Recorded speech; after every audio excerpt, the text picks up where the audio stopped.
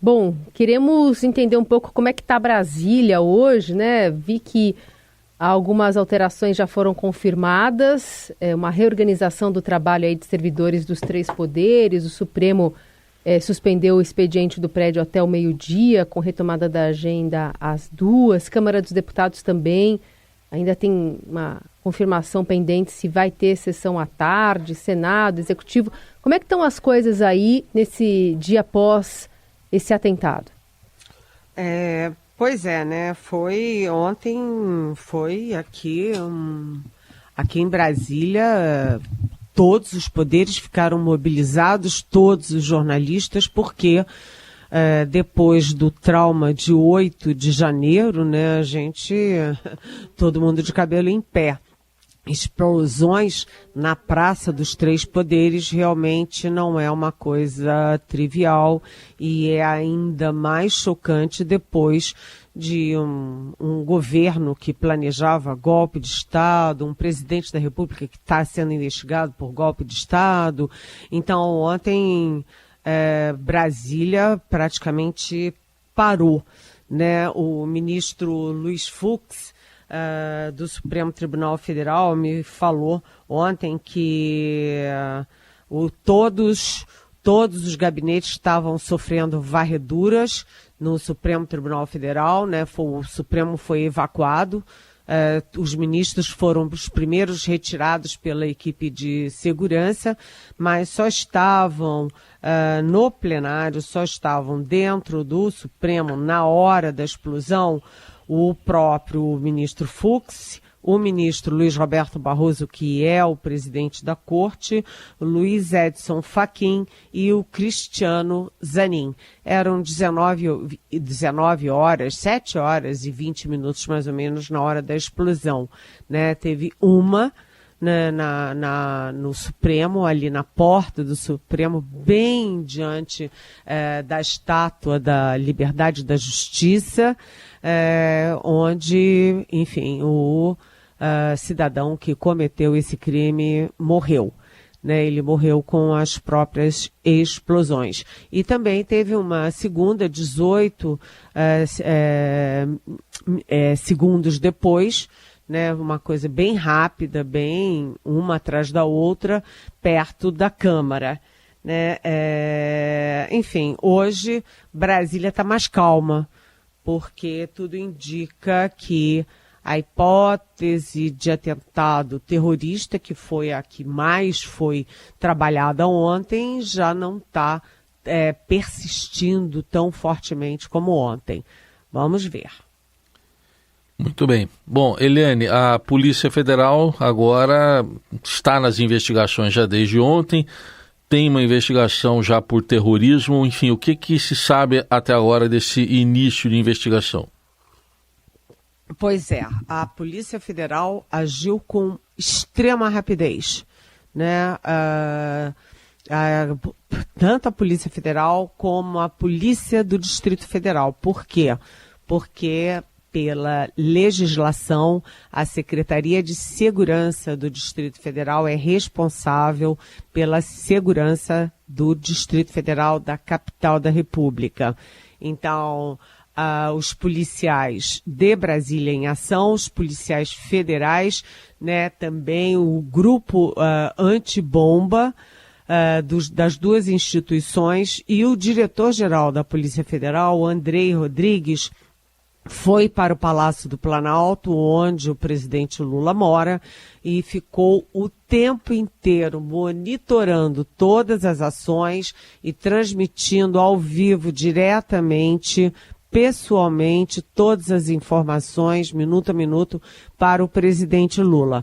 Mas, à noite, já perto das 10 horas da noite, em torno de 9 e pouco da noite, também o ministro Alexandre de Moraes e o ministro Cristiano Zanin, do Supremo Tribunal Federal, também se reuniram ao Andrei Passos e ao Lula no Palácio da Alvorada. Eu falei com o ministro da Justiça, Ricardo Lewandowski, falei também com o ministro da Defesa, o Zé Múcio, né, sobre a possibilidade de terrorismo. o ministro Lewandowski está em Montevidéu, no Uruguai, porque ele está numa reunião de trabalho com ministros da Justiça da região. Mas ele, claro, estava em contato direto com todo o trabalho que estava sendo feito em Brasília, porque a Polícia Federal é ligada ao Ministério da Justiça, e o ministro Lewandowski me disse que tem que ter muito cuidado, e isso ele já falava ontem de noite, né, para não precipitar conclusões. Né, ele estava cauteloso, moderado, aliás, da personalidade dele, dizendo que todas as alternativas seriam estudadas, mas tudo indicava que era um ataque solitário. Atenção para não confundir lobo solitário com um atentado solitário. Lobo solitário pode ser um ataque de um terrorista, né, que haja sozinho, mas haja sozinho em nome, articulação e organização com organizações terroristas, muitas vezes internacionais. Né? Neste caso, aparentemente, o cidadão tinha problemas mentais, tinha acabado de se separar da mulher e ele estava com um ímpeto, vamos dizer, suicida. Mas, né, ele tem ligações políticas porque ele era do PL, o partido de Jair Bolsonaro, né, que é investigado, repito, por tentativa de golpe de Estado, e ele foi, inclusive, candidato a vereador em Santa Catarina. Mas o ministro também, falei com o ministro da Defesa, José Múcio, e ele estava em casa ontem, aqui em Brasília, mas acompanhando tudo, ele e as Forças Armadas que têm seus departamentos de inteligência próprios, né, mas também o Zé Múcio cauteloso, dizendo que era precipitado qualquer conclusão e dizendo que o centro das investigações era da Polícia Federal. Como a segurança de Brasília depende do governo do Distrito Federal, eu também mandei mensagens por escrito, por WhatsApp, para o governador Ibanez Rocha, que está em Roma. Né? O Ibanez Rocha se limitou a me dizer que, olha, tudo indica que foi um ataque de um suicida. Ele estava, naquele momento, por volta de 9h30 da noite, trabalhando com a hipótese de ser, sim, um suicídio, enfim, de um homem desesperado. Lembrando que, em 8 de janeiro, aquele 8 de janeiro fatídico, o Ibanez Rocha foi afastado no mesmo dia do cargo de governador por 90 dias. Uma decisão do ministro Alexandre de Moraes que acusou o governador, naquela ocasião, de uma ação dolorosamente omissiva, ou seja, acusando o Ibanez de, no mínimo, omissão. Né? Quem tomou a rédea aqui da reação foi a vice-governadora, a governadora em exercício, Celina Leão, dando uma entrevista, inclusive, acompanhada das forças de segurança, dizendo que a situação estava sob controle. Então, ontem, a maior possibilidade era de um ato terrorista, até porque foram 2 explosões praticamente simultâneas, né? Mas hoje Brasília amanhece com um olhar maior na possibilidade de ter sido um ataque de um cidadão fora de controle, fora de si. Bem, para concluir, eu também falei com o chefe da Casa Civil, o ministro Rui Costa, que estava no Ceará, mas claro que em contato o tempo inteiro com Brasília, e ele me falou uma frase que eu achei muito importante para trazer hoje aqui na nossa Rádio Eldorado.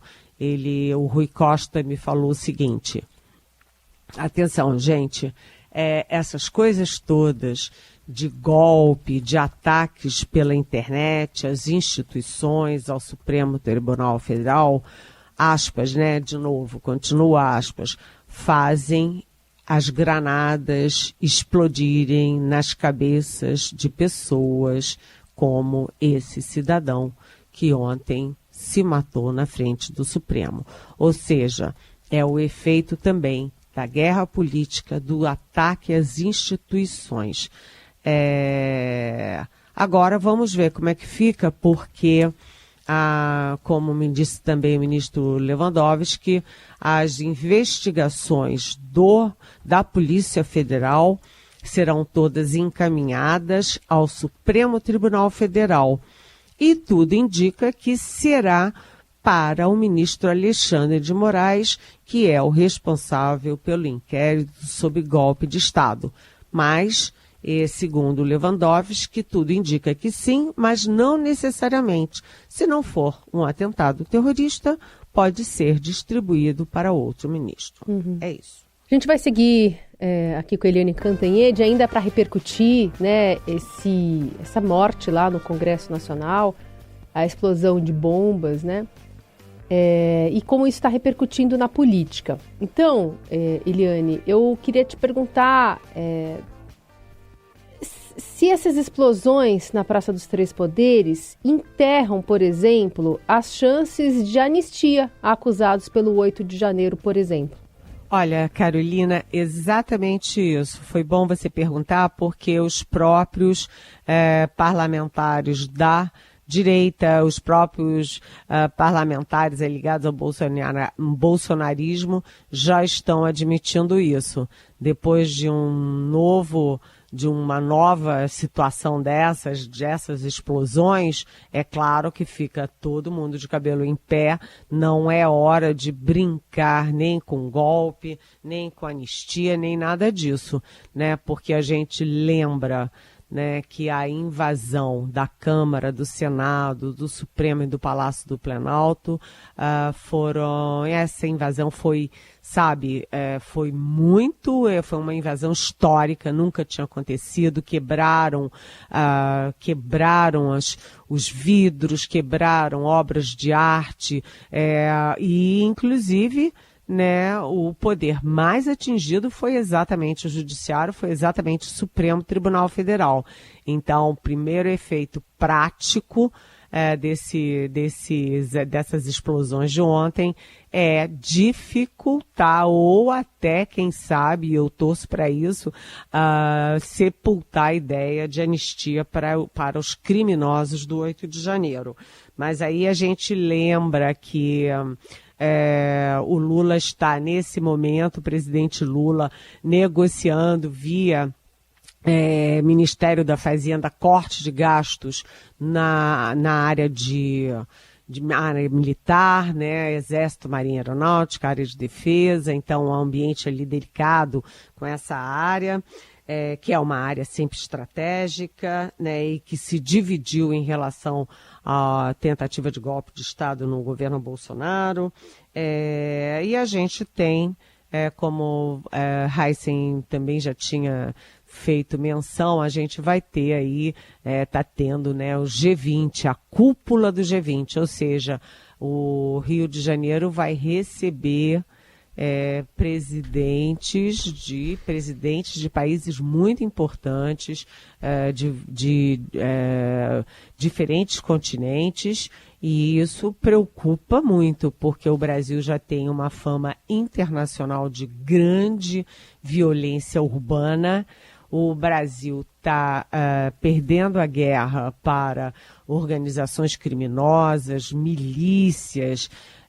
O Brasil está investigando atentados golpistas da época Bolsonaro, então isso cria um ambiente ruim para a chegada dos presidentes do mundo inteiro, de grandes economias do mundo. E pior, né, é que o Xi Jinping, o presidente da China, está chegando para um encontro bilateral, para uma visita de chefe de Estado também, após o G20, com o presidente Lula. Xi Jinping que é o maior, né, a China é o maior parceiro comercial do Brasil, é a segunda maior potência econômica e, enfim, é um player político decisivo nessa nova, vamos dizer assim, nesse novo desenho internacional. Então, tudo isso preocupa.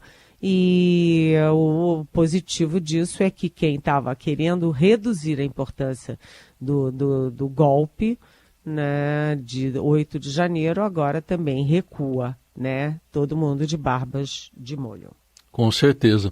Bom, o que na sua avaliação dá para esperar um pouco mais desse G20 e também muita repercussão do noticiário envolvendo um grande show com grandes artistas que vai ocorrer aí no G20, numa ação global contra a fome e a pobreza, mas aí com patrocínio. O Estadão está revelando aqui 33 milhões e meio de reais da Petrobras e de Itaipu juntas, sendo que o Banco do Brasil, a Caixa e o BNDES também patrocinam, mas não informaram os valores.